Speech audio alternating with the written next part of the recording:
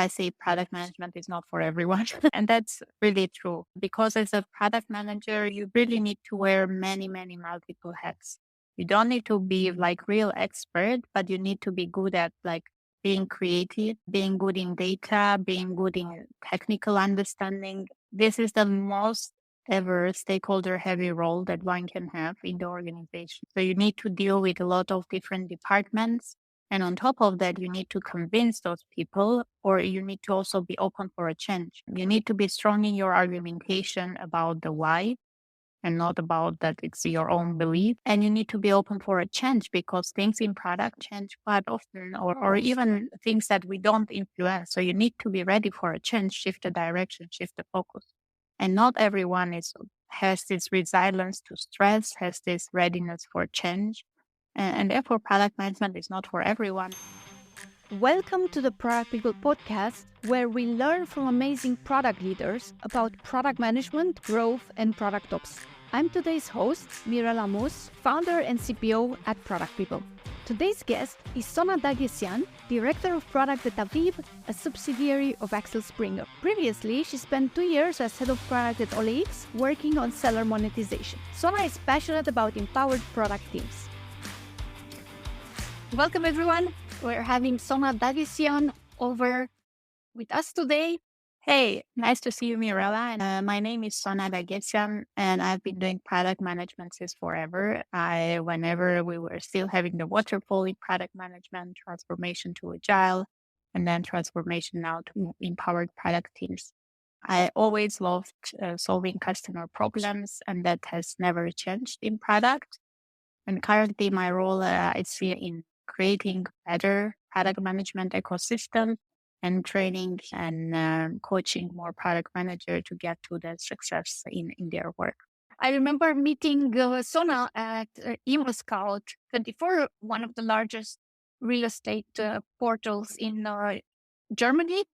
And there she was team lead. And now Sona is head of product at OLX on the seller monetization. And I'm not sure if you're able or open to talk about your next career step, but that at least I know it's super impressive as well.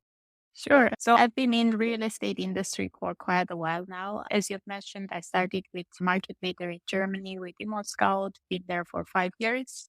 Then joined OLX, which has vertical brands in 3 European countries as well, Poland, Romania, and Portugal. And in November, I'm starting my new journey with Aviv Group, trying to help them with their greatest mission and vision. And there we will be driving real estate in France, Belgium, and Germany. You've been working a lot on empowering product team. So for the people listening, what does an empowered product team mean to you? Empowered product team to me means a cross-functional team of a product, which means that that team has a dedicated designer, has an engineering team, has product owner, and they work in a common way on a big customer problems. So they are not told by commercial teams or by C-level individuals, so what are the topics that should appear in the roadmap, but rather they do the discoveries and they do solve the problems on their own. And instead of creating outputs, they create outcomes. And this is the big difference that we quite often see in many organizations, that product teams are not working on outcomes, but they are more working on outputs or even the features, just having the checkboxes marked as topics done and finished. However, the impact created on the business and on the customer problem is not significant. So that's the topic that differentiates empowered product teams versus, as it's known, versus feature or delivery teams. And I want that more and more organizations switch towards empowered product teams. Yeah, and also one of the commercial senses is they're getting more bang for their buck, because you don't need to always go to these teams and be like pulling teeth, whereas they could be in charge of, hey, we want to grow our margin by that, or we want to achieve this annual recurring revenue of X, or these retention goals. Go do the work and figure it out yourself. So it's definitely not only good for the PMs and the teams working on this, but also for the business itself. If you would go to a new place or in the companies you work with, what did you see as a clear indication that this is happening or not happening. You gave already the example of the management top down, but that also can be in some cases where the idea is right or there's some external pressure because of a revenue commitment or something like that. So if you land in a completely new company, what's your indication that the PMs are empowered? I guess overall, the whole setup should top to bottom and bottom to top. And therefore, the organization works in a clear way, has a very ambitious mission and vision statement, works with the OKRs where they give the direction to all the teams. What is our purpose, where we are going to? Then, in accordance to that, every single product team can also understand how they can contribute to the success of the organization. And that already helps them to get the direction, get better in prioritization. Beyond that, usually there are 4 risks in every product. There's the value risk, usability risk, feasibility risk, and business viability risk. So if I see that product people and product teams are able to distinguish those risks and split them between themselves, they can work to mitigate those risks, then this is also a good indication.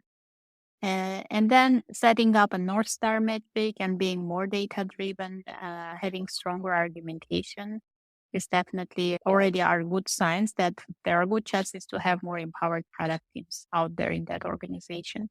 Important point here is that the teams work on the customer problems and not of the customer problems of today, but already on the customer problems of tomorrow. Because for today, we are too late. We are living in a very dynamic world where things are changing like significantly at fast. And therefore, thinking more about the future and being customer obsessed, yet in the way that it serves the business. These are also great signs of switching to the empowered product teams. Would you have a success story or example where you brought this change or where you saw the teams working with you do the right thing? Yes, absolutely. I have seen that and I have seen the impact, how many times bigger is the impact both for the organization and for the customers. And therefore, I decided I should go harder about that and really speak more about empowered product teams myself as well to contribute to the change. For example, at OLX was very much commercial driven organization. But in these And times, right? You need the money to pay the salaries and keep the business up. Better than not being commercial driven. that's true. However, there are always both sides, right? When this whole macroeconomical crisis hit, I guess every organization had to cut on the budgets, on the marketing budgets, sales budgets, etc. And there you recognize that if you have a product-led organization, you can scale very easily. And in our example, when product took over on the monetization, especially parts for our sellers, we have seen significant double-digit growth, but not starting with one. Unfortunately, I cannot like loudly speak out the numbers, but we have seen double-digit, very big growth year over year by changing the whole infrastructure and by changing the product from sales-led to product-led. And this doesn't mean that we have mitigated, we have somehow made smaller the sellers team, etc. Right? We were in cooperation, and with cooperating with sales team and having their first line feedback from the customers, meeting the customers more often, understanding their problems in these macroeconomical hard times, we've managed to include a lot of solutions, a lot of painkillers in our new offerings that we were launching for them. And whenever you have the right painkillers, the willingness to pay goes high. Hey, if you're enjoying this Product People podcast, check out our weekly live streams on LinkedIn and YouTube. Back to the episode. Could you give an example? Let's say a junior PM or someone that wants to get into product is listening to you, and I guess they shouldn't be thinking about ibuprofen. What's a painkiller in the definition in a PM's vocabulary? Hopefully they don't. Yes. So the painkiller in the definition of product is something that helps to solve customer problem, right? If the customer has problem A, B, C, then as a painkiller, you define the solution that is helping them to solve the problem in a meaningful way. And that's what in product is called painkillers. And the same exists also in the gains. Like if you want customer, for example, to make more sales, which will be a gain for them, And then you create a tool that helps them to expand and scale and have more sales automatically or in a faster way. Then you create a game creator. And then if you have painkillers and game creators in your products, then definitely the willingness to pay for particular customers also goes high because they save on the costs, they do their job faster, they also generate more revenue, and for that they are also willing to pay more. It's a win-win for both businesses and the organizations and customers that cooperate with that organization. Do you have an example where you thought this is a painkiller and it wasn't? And could you walk me through it? Yeah, I would say partially. So we were working on a very data-driven also product that was giving full 360 data analytics to the sellers of OLX about their well-being, about the whole analytics of their properties for sale. So we're giving full context of where the seekers are looking to your properties, in which locations do they mostly look for properties and all of that. So it was a full 60 data product. And we were seeing this as a very big painkiller that could help home sellers, especially professional sellers, agents, and developers to compete better in their domain and to sell faster and to advertise better. And even though this product was indeed having in it all the solutions, all the ingredients were correct. However, the data product itself was a bit complex to use for professional sellers because some of them were still used to their old ecosystem of Excels and having the data in a simple, interpretable way. And we came up with a very fancy data product with heat maps, with a lot of functionalities, a lot of graphs to digest. That's also very expensive to build. Exactly. And it turned out that the usability is a problem and people are not really getting used to it, are not using the tool very often and don't get the insights that are out there generally.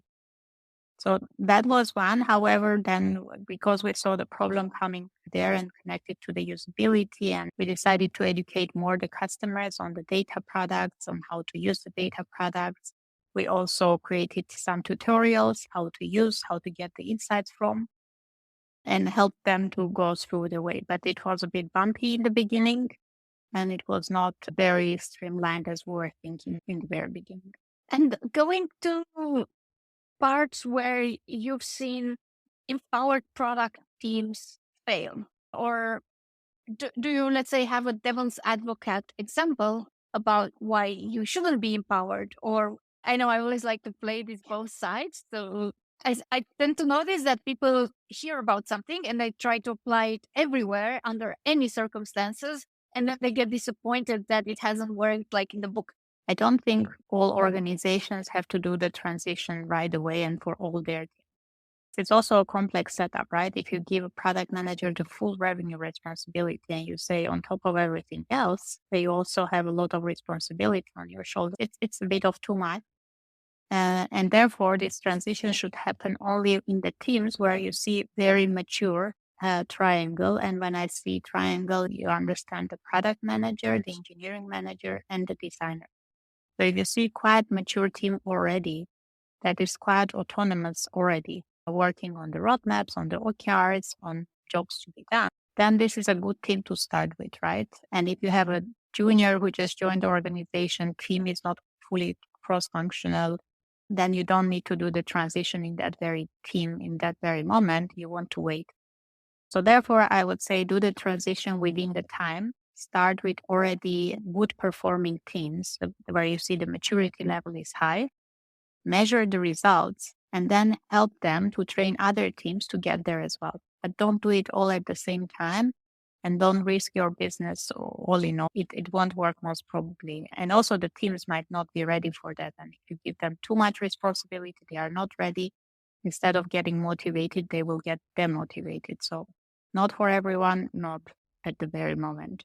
And what should you do for the junior teams? Let's say you end up in a place where no one is doing this. How would you go about it? So if you have too many junior teams, hopefully there is still some capacity to also hire some seniors in the team, because I strongly believe that in product organization there should be healthy mix of juniors, seniors, right? We speak about diverse teams, and diversity that doesn't come only with the gender, right? To me, I also see when I speak about diverse and mixed teams, I see that different seniority levels are also out there because juniors also need a lot of support from their peers, not only from their direct managers. So if there are other peers in the organization who are a bit more senior and can help the juniors to grow, that would be excellent. If there is no possibility to hire more people to have this healthy mix, then the management team has to step in and be more hands-on, help the juniors to learn the path towards going upwards or in their career, seeing more a big picture and being more as a support out there because juniors need more support. They need better understanding and better kind of drop down of the complex strategy, what should be their direction and so on. So then the management teams have to be more hands-on, supporting the teams, giving them more direction, keeping an eye on the outcomes and the results, and help them to grow. Have you seen cases where the resistance for this wasn't coming from the management or sales, who are usually the scapegoats for that, but actually PMs themselves? Because in our line of work, sometimes we meet product owners or business analysts, which are the less refined titles or let's say competencies that are included in product management. And they are comfortable like that, right? It's easier to just get something already thought of by someone else where you have less uncertainty. You are somehow also not to blame if it doesn't work out when you launch it into the market. Have you seen this type of pushback? And how can you identify that this is going to happen in a product team? Maybe even if they don't vocalize it themselves, but they are not extremely on board with being empowered. I have seen some product managers, not in my direct teams, that were acting like that because usually when for example, do the hiring, I always try to cherry pick people who have this intrinsic motivation of solving the problems. This is the one common denominator that I would like to have in the team, that people are really motivated of what they are creating, what problem are they solving, results, etc., etc. So this is a big portion for me to identify a good product manager. And to be honest, I think that all product managers need to have this ability to think, ability to solve the problems, ability to drive the results, and this should be motivating them. If not, maybe they haven't chosen the area of their responsibility appropriately, or maybe they have a personal problem that is not allowing them to do that right now. So in the second case, definitely the person needs more time and we should be supportive as a team, give them the time to kind of rest and come back whenever they are ready. But if the person is never ready, never wants to go an extra mile, never wants to solve extra problem, then I would question if the product management role is the best fitting role for that person. That's how I see it. And that's also a pretty tough conversation to have. We've had that at Product People where some people came in through our associate program and then realized they actually didn't want to do product management because it's a different experience when you have to do it. And then also in the way we pitch the role, we try to make it less attractive because at least on the market, it's a relatively hyped job area to be in. And people are going to be, oh, I'm going to do strategy. So we have associates thinking they're going to go at the client and do strategy. No, you are going to write user stories and break them down and write acceptance criteria and between each of those you prioritize. So that has been pretty hard learning for us on how can we get people that are interested to do things, but are also super humble and pragmatic in understanding what this role is really about. We've also had cases where people came in as PMs, did PM with us for a while, and then exited the job into doing user research or user design or something like that. So that is a really interesting realization because no one talks about that, right? Most of our bubbles are, I want to get into product, I want to promote, but we've seen people come in and say, nope, and leave or do this for a while. It's like, yeah, this is actually not for me. I'm more into the creative area of product management. So then design is a better fit. And therefore I say product management is not for everyone. And that's really true because as a product manager, you really need to wear many, many multiple hats. You don't need to be like real expert, but you need to be good at like being creative, being good in data, being good in technical understanding. This is the most ever stakeholder heavy role that one can have in the organization, being a product manager. So you need to deal with a lot of different departments. And on top of that, you need to convince those people, or you need to also be open for a change. You need to be strong in your argumentation about the why and not about that it's your own belief. And you need to be open for a change because things in product change quite often, or even things that we don't influence, like there was COVID and there was this whole macroeconomical crisis. So you need to be ready for a change, shift the direction, shift the focus. And not everyone has this resilience to stress, has this readiness for change.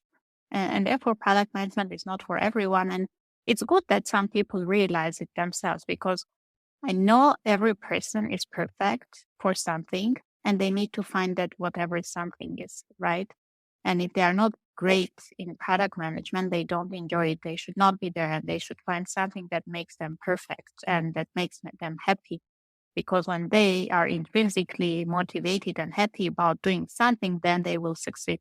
This overlooked career advice that you should follow your passion, but also you shouldn't do something you completely hate because you can't get good at something you really, really hate. And it's very far away from your areas of competence.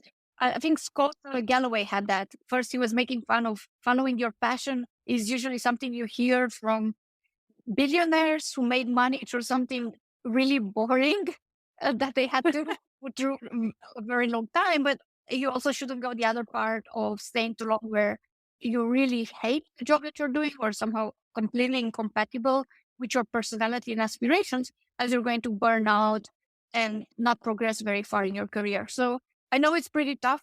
And that's why we also try to tone down the expectations of people so we don't end up with people who is like, but I was told product management is so glamorous and so on. No, it's not. It's so Sona, one last question.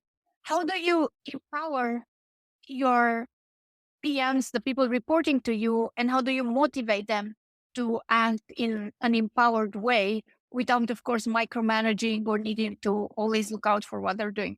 My, so to say, secret formula is that I always have an open door as point number one. So my people always know that whenever they have a question, challenge, blocker, bottleneck, they can always knock my door and ask for a support. And I don't interfere unless there are too many juniors, and I don't interfere much unless they knock my door. So they know I'm always there. I also very much recommend and push them towards working in a cross-functional way. Like every time you have a product idea, validate the business case behind that. Whenever you have the design, check the usability of the design and all of this. I kind of ask them to work and split the risks that we also spoken about previously, split that among the team they are working with and not drive everything all alone because all alone you can make more mistakes. I also celebrate the success together with them and always recommend them to be data driven. So every product manager that works with me, they know that they will start their day with the dashboards, opening the dashboards first, seeing the numbers first, and only then doing whatever topics they have for the day. And building the trust in the team, making sure they understand my vision and vision of the organization, that they see the big picture, because if you don't know where are you going, it's difficult to reach to the destination. So I always make sure people understand what they are hired for, what are the expectations from, what metrics do they need to drive to show that they are getting there. And then I disappear. I let them to do the job. And whenever they have the problems, they know the open door. This is very much it. And if you have hired the right people and set them on the right roles, they will do it. I also try to hire the right people always, if I have the chance to hire myself. And if not, if there are already people in the organization, I try to make sure that they are in the right roles and managing the right products where their strengths can contribute towards a good success. That's it. Amazing. So thank you so much for your time, Sona. This was a great podcast. Thank you as well, Mirela. It was good being here. See you next time.